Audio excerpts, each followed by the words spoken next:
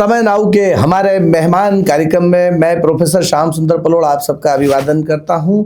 हम बहुत खुशनसीब हैं कि इस कार्यक्रम में आज हमारे बीच मध्य प्रदेश लोक सेवा आयोग से हाल ही में डिप्टी कलेक्टर पद को प्राप्त करने वाली मध्य प्रदेश की पहली छात्रा और मेरिट के बेसिस पर देखा जाए तो मध्य प्रदेश में 5वें स्थान पर रहने वाली हर्षिता दवे उपस्थित है। हर्षिता जी, हम आपका स्टूडियो में स्वागत करते हैं। बहुत बहुत धन्यवाद और मैं आभारी हूं आपकी और आपके चैनल की कि आपने मुझे अवसर दिया युवाओं से बातचीत करने का, उनके साथ जुड़ने का। तो लीजिए, प्रश्नों का सिलसिला शुरू होता है। हर्षिता जी, ये बताइए कि पहले जब आप अफसर नहीं थी जी, अब अफसर बनने वाली हैं, तो अफसरों के बारे में आपके मन में क्या ख्याल रहे? जी, मेरा लक्ष्य यही है कि जो परिवर्तन मेरे जीवन में आया है, एक रिजल्ट हमारे सारा जीवन परिवर्तित कर देता है और 2 साल की मेहनत और वो 1 सेकंड का रिजल्ट में नाम सब कुछ परिवर्तित कर देता है। और अब जब मैं प्रशासन से जुड़ने जा रही हूँ तो मेरा उद्देश्य यही है कि प्रशासक तो बहुत होते हैं, अधिकारी बहुत होते हैं, लेकिन याद केवल कुछ चुनिंदा रहते हैं। मैं चाहती हूँ कि मैं उन चुनिंदा अधिकारियों में से बनूं जिन्हें लोग अपने अच्छे काम के लिए याद रखें, अपनी ईमानदारी के लिए, अपने नैतिक मूल्यों के लिए याद रखें। तो मेरा लक्ष्य यही है कि मैं प्रशासन में अपनी नैतिकता बरकरार रख सकूं और उन आशाओं पर खरी उतरूं जिसका उल्लेख मैंने किया, उन आशाओं पर, उन नैतिक मूल्यों पर मैं अडिग रहूं। एक बहुत दर्शकों के लिए बहुत उपयोगी प्रश्न आपसे करना चाहता हूं कि आपने एमपीपीएससी की तैयारी किस तरह से की? जी, जब मैं 11th क्लास में थी तो मेरी मैम ने सबसे पहले मुझे कहा था कि तुम काफ़ी अच्छा बोलती हो, काफ़ी अच्छा लिखती हो, पढ़ने में भी अच्छी हो, तो तुम्हें एक ना एक बार ज़रूर प्रशासनिक सेवा की जो प्रतियोगी परीक्षा है उसकी तैयारी करनी चाहिए। तो कहीं ना कहीं दिमाग में तभी से था, लेकिन औपचारिक रूप से जिसे हम प्रारंभ करना कहते हैं, तैयारी, पढ़ाई प्रारंभ मैंने सिविल सर्विसेज की जब मेरा 2nd ईयर कंप्लीट हुआ। 2nd ईयर में मैंने तैयारी प्रारंभ की जब केवल 1 वर्ष बचा था और मैं अपना पहला अटेम्प्ट देने जा रही थी। 2023 का मेरा पहला अटेम्प्ट था और 2023 में मैंने प्रीलिम्स क्वालिफाई अपने पहले ही अटेम्प्ट में कर ली थी। मेंस भी दिया था, कुछ कमियां थी निश्चित तौर पर, उन पर काम किया। यही कारण था कि मेंस क्वालिफाई 2023 में पहले अटेम्प्ट में नहीं हो पाया था। अच्छा। उन्हीं कमियों पर काम किया, आगे चलकर दोगुनी तैयारी के साथ एक बार फिर मैदान में उतरी और 2024 में अंतिम परिणाम सूची में मेरा नाम था। ये जो आपने तैयारियां की जी, इन तैयारियों में महत्वपूर्ण किन किन बातों पर आपने फोकस किया, वो भी दर्शकों तक पहुंचाएंगे तो वो सार्थक होगा। जी, मैं सफलता के 3 सूत्र दर्शकों को देना चाहूंगी। सबसे पहला है आपका परिश्रम। परिश्रम के बिना मुझे नहीं लगता कि किसी भी सफलता को प्राप्त किया जा सकता है। दूसरा है सतत प्रयास, क्योंकि सततता पढ़ाई में बहुत जरूरी है, जैसे हम कंसिस्टेंसी कहते हैं। आप भले ही 1 घंटे पढ़ें, धीरे धीरे आदत डेवलप होगी, धीरे धीरे वो 8 घंटे भी जाएंगे। अगर रोज पढ़ाई नहीं हो, घंटे मायने नहीं रखते, क्वालिटी मायने रखती है। रोज अगर आप पढ़ाई करेंगे तो कुछ दिनों बाद आपकी अंतरात्मा आपको गवाह देगी कि आज मैंने पढ़ाई नहीं की है, तो आपको रिग्रेट होगा। तो सतत प्रयास बहुत जरूरी है और हार मानना इसमें किसी प्रकार का उपाय नहीं हो सकता, सतत प्रयास। और तीसरा है धैर्य, क्योंकि जब हम ये यात्रा प्रारंभ करते हैं तो हमें भी नहीं पता कि कितने वर्ष लग जाएंगे और किस मोड़ पर लाकर ये यात्रा हमें खड़ा करेगी, क्या परिणाम होगा। लेकिन धैर्य बनाए रखना बहुत जरूरी है। जब सफलता मिलती है तब तो हम मोटिवेटेड रहते ही हैं, लेकिन जो असफलता का फेज होता है उसमें धैर्य काम करता है। तो मुझे लगता है ये 3 सूत्र पर मैंने काम किया। तो कुल जमा आपने पहली बार में मेंस तक पहुंची, लेकिन दूसरी बार में मेंस और फिर साक्षात्कार को उत्तीर्ण करके इस धैर्य रखकर इस मुकाम को हासिल किया। चलिए, ये बहुत अच्छी बात थी। हम ये भी जानना चाहेंगे कि जब आपका साक्षात्कार हुआ तब आपसे वो कौन सी एक महत्वपूर्ण बात पूछी गई जो आज कोट करके आप हमारे दर्शकों तक पहुंचाएंगे? जी, मेरा जो साक्षात्कार था उसमें मैंने डेफ पर बहुत गहराई से काम किया था। जो हमारा फॉर्म होता है उसमें मैंने अपनी उपलब्धियों का वर्णन किया था। अंतर्राष्ट्रीय स्तर पर मैंने भारत को रिप्रेजेंट किया है। राष्ट्रीय स्तर की जो वाद विवाद और भाषण की मेरी उपलब्धियां रही हैं, मेरी जो रुचि है अभिव्यक्ति की, वक्तृत्व, अभिनय और मंच संचालन, तो मुझसे भाषण देने को कहा गया था, जो मुझे लगता है कि बेस्ट पार्ट था मेरे साक्षात्कार का। मैंने एक भारत श्रेष्ठ भारत पर अपने विचार व्यक्त किए थे। बहुत बढ़िया। इसके अलावा जो समाज शास्त्र मेरा विषय था उस पर भी बातचीत हुई, जैसे लैंगिक असमानता क्या है, ग्रामीण समस्याएं क्या है, आप प्रशासक के तौर पर उन्हें दूर करने के लिए क्या कदम उठाएंगी, भारतीय संस्कृति को बढ़ावा देने के लिए क्या प्रयास किए जाने चाहिए, कुछ श्रमिक संगठनों के नाम पूछे गए। तो इस तरह के मुद्दों पर साक्षात्कार में चर्चा हुई थी। एक और सवाल हम आपसे करना चाहेंगे कि ज्यादातर एमपीपीएससी में जो असफल लोग रहते हैं वो ही एमपीपीएससी की छात्रों को तैयारियां करवाते हैं, इसका क्या कारण है? सर, इसका सबसे बड़ा कारण ये है कि एमपीपीएससी आपको किसी एक चीज में ट्रेन कर देती है, तो वो है एकेडमिक्स। आपको पढ़ाई का इतना नॉलेज हो जाता है कि आपको कोई पद मिले ना मिले, लेकिन आपका नॉलेज निश्चित तौर पर बढ़ता है। बराबर। तो यही कारण है कि जो लोग एमपीपीएससी में असफल हो जाते हैं, उनके पास बैकअप प्लान के तौर पर एकेडमिक्स या फिर किसी प्राइवेट संस्थान खोल लेना, कोचिंग इंस्टीट्यूट चलाना या फैकल्टी के तौर पर कार्य करना, ये एक बैकअप प्लान होता है उनका। और मुझे लगता है इसमें कुछ गलत नहीं है, क्योंकि असफल लोग कभी कभी सफल लोगों से ज्यादा अनुभवी होते हैं। क्योंकि सफल लोगों को ये नहीं पता होता कि क्या गलतियां हमने की है, लेकिन असफल लोगों को गहराई से समझ होती है कि क्या गलतियां हमने की है, तो वो आगे अभ्यर्थी गलती ना करे उसके बारे में वो हमें बताते हैं। तो मुझे लगता है रोजगार का एक अच्छा साधन है। इंदौर में रहकर अगर रोजगार का कोई भी आप विकल्प चुने, वो एक बेहतर विकल्प है। अच्छा, असफल विद्यार्थियों के लिए आपके मन में कितनी संवेदना है और उन असफल विद्यार्थियों को आप क्या संदेश देना चाहेंगी? जी, मैं एक प्रसंग आपके साथ साझा करना चाहूंगी कि जब एमपीपीएससी का रिजल्ट आया तो मेरे पास समय ही नहीं था कि मैं खुशी के आंसू भी बहा सकूं। लगातार इंटरव्यूज चले, लेकिन पहली बार मेरी आंखों में आंसू तब आए जब मैं भंवरकुआ गई। और जब भंवरकुआ पर मैंने लाखों विद्यार्थियों को देखा, तो मुझे एहसास हुआ कि उन लाखों विद्यार्थियों में से मुझे ये जिम्मेदारी मिली है अब कि मैं प्रशासन में जाकर समाज के लिए कुछ कर सकूं। और मेरी आंखों में आंसू इसीलिए नहीं थे कि मैं सिलेक्ट हुई हूँ, मेरी आंखों में आंसू इसीलिए थे कि आज 110 लोग, जो पोस्ट है 110 पोस्ट का रिजल्ट आया है, लोग जश्न मना रहे हैं, लेकिन उन लाखों विद्यार्थियों का क्या जो आज सिलेक्ट नहीं हो पाए। तो बहुत बढ़िया। अच्छा, प्रशासन चलाते समय आप किनको अपना आदर्श मानोगी? जी, मेरा आदर्श चूंकि देवी अहिल्याबाई की नगरी से हूँ, और जब भी शासन और सुशासन की बात आती है तो देवी अहिल्याबाई का नाम स्मरण किया जाता है। तो मेरा आदर्श हमेशा से देवी अहिल्याबाई ही रही हैं। जिस प्रकार उन्होंने न्यायप्रियता, सादगी, दृढ़ता और समाज कल्याण का मार्ग अपनाया, उनके लिए जनता का कल्याण ही सब कुछ था, उनके लिए न्याय ही सब कुछ था, और लोगों का ज्यादा से ज्यादा कल्याण हो, इस पर उनका ध्यान था। तो मैं भी जिस क्षेत्र में कदम रखने जा रही हूँ, वो भी जनता के कल्याण से जुड़ा है। तो मेरा आदर्श देवी अहिल्याबाई के मार्ग पर चलना है, ताकि मैं लोगों के लिए बेहतर से बेहतर काम कर सकूं। महिलाओं को प्रशासन चलाने में किन बातों का विशेष ध्यान रखना चाहिए? जी, मैं कहूंगी कि चाहे महिला हो या पुरुष हो, कुछ बातें जो हर प्रशासक, हर प्रशासनिक अधिकारी को ध्यान में रखनी चाहिए, वो है उनके नैतिक मूल्य। जैसा मैंने पहले भी जिक्र किया, ईमानदारी होना बहुत जरूरी है। जब मैं पोस्ट प्रेफरेंस भर रही थी, तो मैंने कई सारे मार्गदर्शकों से बातचीत की थी कि किस पोस्ट को प्रेफरेंस में रखा जाए। तो मैंने उनसे यही कहा कि कोई ऐसी पोस्ट बताइए जहां मैं लोगों से जुड़कर काम कर सकूं और जिसमें मैं ईमानदारी से काम कर सकूं। मेरे लिए सबसे ज्यादा मायने वही रखता है। तो उन्होंने मुझे यही कहा कि पद ईमानदार नहीं होता, व्यक्ति ईमानदार होता है। बहुत बढ़िया। और अगर आप कह रही हैं कि आपको ईमानदारी से काम करना है, तो मुझे विश्वास है कि आप जिस पद पर चाहेंगी, आप उस पद को भी ईमानदार बना देंगी। तो मेरे लिए बस यही मायने रखता है कि कोई भी प्रशासक हो, उसे अपने नैतिक मूल्यों पर अडिग रहना चाहिए। निश्चित तौर पर कुछ दबाव होगा, कुछ समस्याएं होंगी, कुछ उलझनें होंगी, लेकिन अगर आप अपनी अंतरात्मा पर टिके हुए हैं, अगर आपको पता है कि मैं जो कर रही हूँ वो सही है, तो फिर आप प्रशासन में निश्चित तौर पर सफल होंगे। बहुत अच्छी बात है। हर्षिता, एक चीज और आपसे हम जानना चाहेंगे कि जब एमपीपीएससी की परीक्षा होती है, तब लगभग 3 लाख विद्यार्थी उसमें शामिल होते हैं और अंतिम मुकाम पर पहुंचते पहुंचते वो 100 के लगभग हो जाते हैं। और उन 100 में भी हर किसी की इच्छा होती है डिप्टी कलेक्टर पद को हासिल करने की, और तुमने उस पद को हासिल किया है।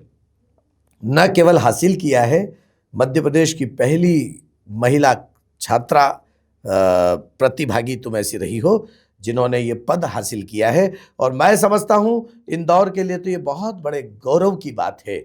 और ऐसी स्थिति में तुमको कैसा लग रहा है कि तुम लाखों में चयनित होकर आई और आखिर में उस पद को प्राप्त कर ली? क्या इसके पहले तुम्हारी मन में भावनाएं, धारणाएं इस पद को प्राप्त करने के प्रति थी? वो जो परिणाम प्राप्त हुआ उसका जो अंतिम 1 मिनट है, ये समझ लीजिए कि परिणाम प्राप्त करने के पहले अंदर तुम्हारे मन में भाव और परिणाम प्राप्त करते ही तुम्हारे भाव में क्या परिवर्तन आया? बिल्कुल, आपने सच कहा। हर वो व्यक्ति जो एमपीपीएससी की तैयारी प्रारंभ करता है, उसका लक्ष्य डिप्यूटी कलेक्टर पद होता है। न सिर्फ इसलिए कि पद सोपान में उच्च है, बल्कि इसलिए भी कि काम बहुत अच्छा है। जैसा मैंने कहा, जनता के लिए, जनता से जुड़कर काम करने का मौका है। तो मेरा भी लक्ष्य डिप्यूटी कलेक्टर ही था और मैं बहुत सौभाग्यशाली हूँ और मेरा परिश्रम है, परिवार का साथ है, ईश्वर का आशीर्वाद है कि मेरा जो लक्ष्य था वो मुझे प्राप्त हुआ। जब रिजल्ट आया तब मैं उसके पहले पढ़ाई ही कर रही थी। 2025 के मेंस की तैयारी मैं कर रही थी और पढ़ते पढ़ते अचानक से एक कॉल आया कि तुम डिप्यूटी कलेक्टर बन गई हो। मेरे दोस्त का कॉल था और मेरे हाथ कांप रहे थे क्योंकि मुझे विश्वास नहीं हो रहा था कि एक पल के अंदर मेरी जिंदगी परिवर्तित हो गई। अभी तक मैं सिर्फ हर्षिता थी, अब मैं डिप्यूटी कलेक्टर हर्षिता हूँ। बहुत बढ़िया। एक पल जीवन में कैसे बदलाव आता है, इसका सजग उदाहरण, सटीक उदाहरण। उसकी खुशी का ठिकाना बेशक किसी को नहीं रहता है। और एक और बात हम जानना चाहेंगे कि जब तुम तैयारियां कर रही थी तो परिवार में दादी, माता, पिता, भाई का, यानी कि अपने परिवार का तुमको किस तरह से सहयोग मिला और उस परिवार के सहयोग को तुम कितना सम्मान देना चाहती हो? बिल्कुल, जब ये जो पीएससी की यात्रा है, ये केवल एक अभ्यर्थी की यात्रा नहीं है, इसमें आपका पूरा परिवार आपके साथ संघर्ष करता है। जब आप जगते हैं तो आपके साथ आपका परिवार जगता है।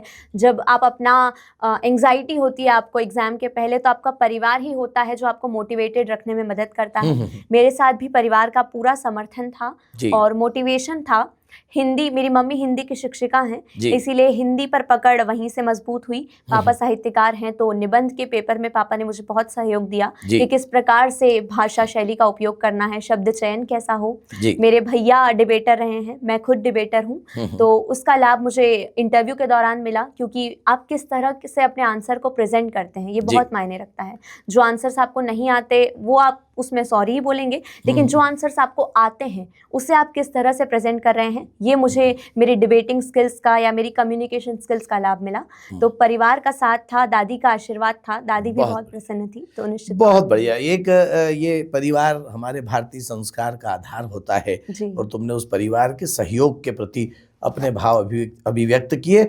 हर्षिता, इस दौर में एमपीपीएससी की तैयारी करना भी पूरा विलासिता से परिपूर्ण कार्य है और मेरा ऐसा मानना है कि एमपीपीएससी की तैयारी करने में ही इतने सारे उपकरण जो विलासिता के उपकरण होते हैं, इतने सारे संस्थानों से संपर्क जो विलासितापूर्ण होता है, उस दौर में तुम एक सामान्य परिवार से रही हो, तो तुमने उस विलासिता को साथ रखते हुए कार्य किया या सामान्य तरीके से अध्ययन को जारी रखा, ये भी हम जानना चाहेंगे। जी बिल्कुल, मैं संघर्ष की कोई नई कहानी नहीं गढ़ूंगी। सफलता के बाद लोग नई संघर्ष की कहानियां बनाते हैं, जो सच है वही कहूंगी। मध्यम वर्गीय परिवार है, तो जो आवश्यकताएं हैं वो तो मेरी पूरी होती ही रही हैं। पढ़ने के लिए जिन नोट्स की आवश्यकता थी वो मैंने खरीदे, क्योंकि पढ़ाई पर खर्चे को मैं खर्चा नहीं मानती।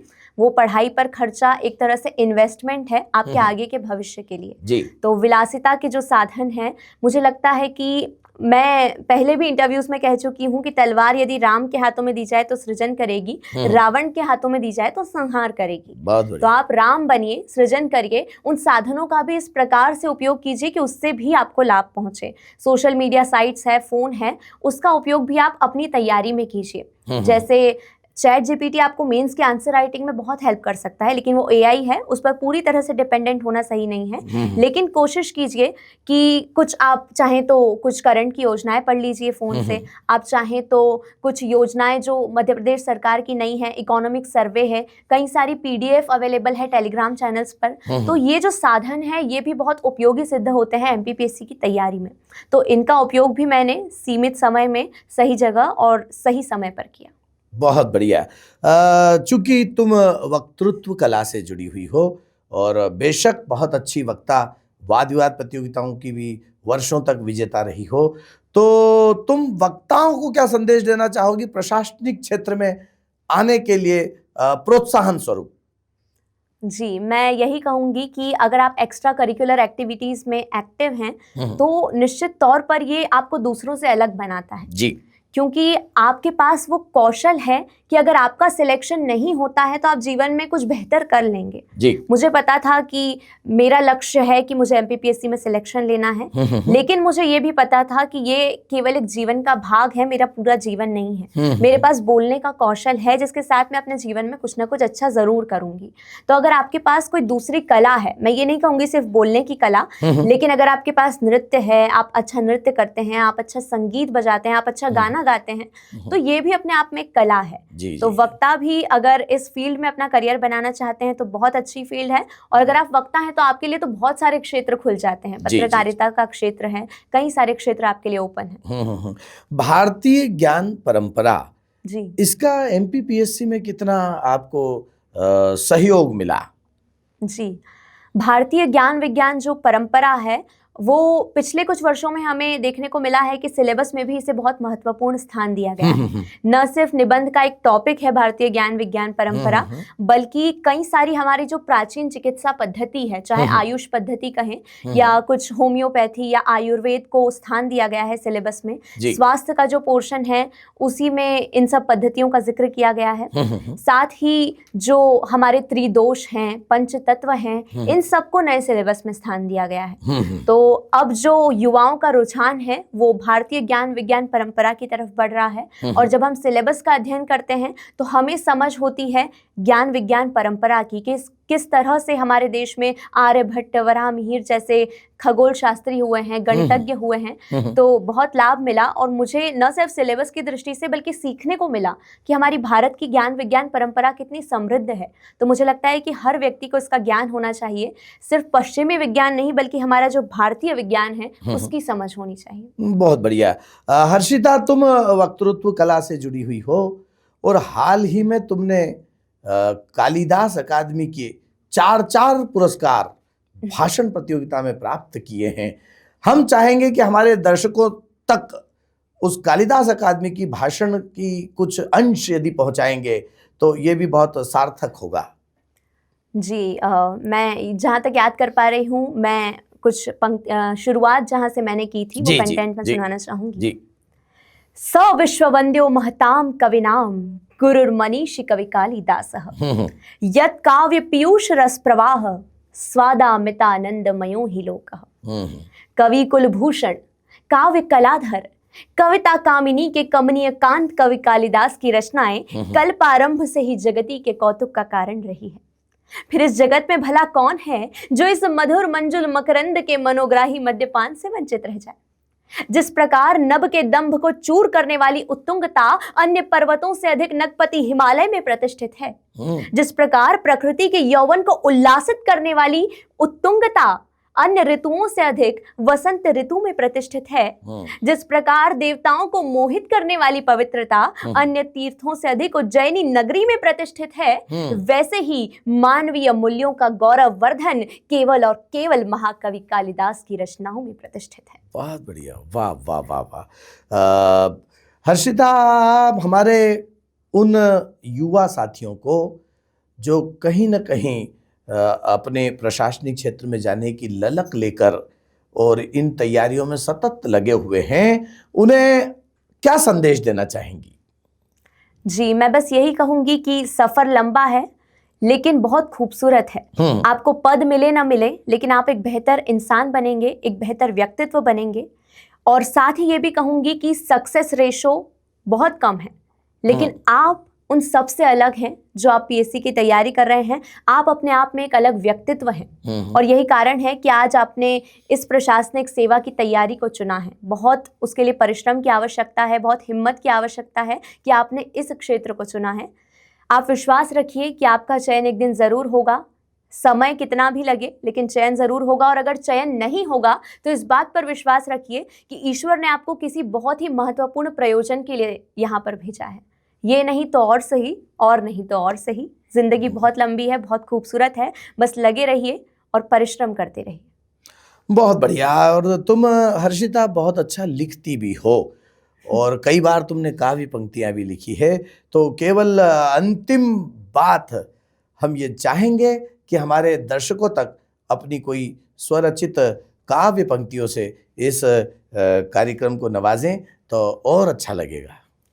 जी, चूंकि हम अभ्यर्थियों की बात कर रहे थे तो उसके लिए ही एक प्रासंगिक कुछ चंद पंक्तियां मैं सुनाना चाहूंगी जो मेरी स्वयं की लिखी हुई है जी। कि तुम पिंजरे के पंछी नहीं, तुम आसमां के परिंदे हो। वाह। तुम सहमी सी नदी नहीं, तुम सागर की तरंगे हो। तुम मांझे की पकड़ नहीं, तुम लहराती पतंगे हो। और तुम परतंत्रता की नहीं बल्कि आजाद भारत की आजाद उमंगे हो। वाह वाह वाह वाह।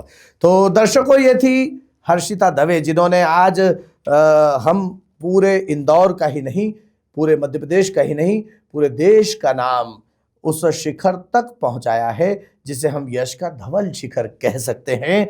जिन्होंने डिप्टी कलेक्टर का मुकाम हासिल किया। बेशक उम्र में वो बहुत कम है, छोटी हैं, लेकिन उनका जो जज्बा, उनका जो हौसला और उनका जो मन का विचार है, भाव है, बहुत उत्कृष्ट है, राष्ट्रवादी है, परिवारवादी है और समाज को दिशा और दशा बदलने में कामयाबी के शिखर को छूने वाला दिखाई दे रहा है। बहुत सारी उम्मीदें हैं हर्षिता जी, तुम अपने इस नए मुकाम पर, नई जिंदगी की नई राह में बहुत कुछ हासिल करो। अपनी प्रशासनिक दक्षताओं से समाज को बहुत कुछ अच्छा दो। इन्हीं शुभकामनाओं के साथ आज आप हमारे स्टूडियो पधारी। हम समय नाउ परिवार की ओर से आपका हार्दिक आभार व्यक्त करते हैं। धन्यवाद। बहुत बहुत धन्यवाद। प्योर श्योर दूध और घी, माँ के प्यार सा, मिलावट से दूर, भरोसे से भरपूर, प्योर भी श्योर भी।